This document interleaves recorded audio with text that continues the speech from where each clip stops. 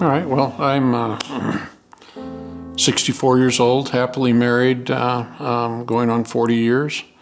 Have 2 children, Nick and Mackenzie.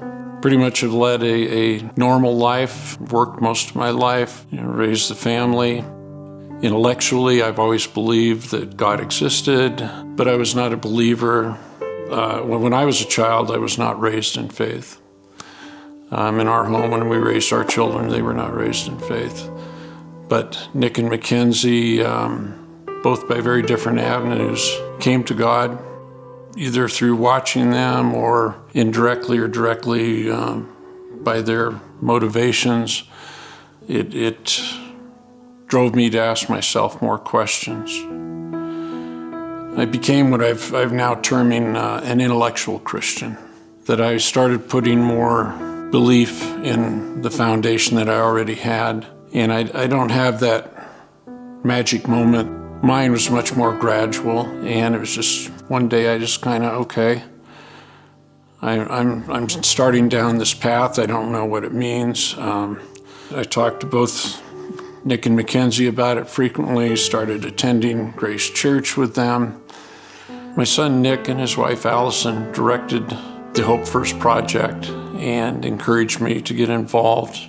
It's hard to describe, but just being involved with the project and seeing what the benefits were going to provide was very moving to me. And I was starting to open my heart to Christ rather than just my mind. And on November 6th, I was baptized. It was a transforming experience for me. I thought I would be very nervous, and I wasn't. It was very singular focused on what was going to happen, and not so much the actual baptism, but what it meant. Beginning of this year, the opportunity to see Michael Jr. came, saw his show on Saturday night, and then when he spoke on Sunday, Michael talked about different rooms of the heart, different rooms of the house, opening the whole house up. I came forward and without a doubt, I'm there now. I mean, my heart is open to Jesus. The timing of all of this, but especially that is amazing to me.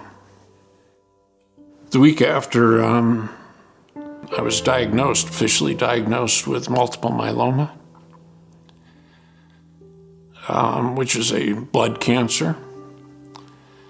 It's not a curable cancer. All the treatments today, all they can do is extend the lifespan, and the averages of all the known multiple myeloma cases and how they track it and everything, the averages talk to about a 7-year window. And Pastor Dan talked about this a few weeks ago in one of his sermons about the lost sheep. And I feel like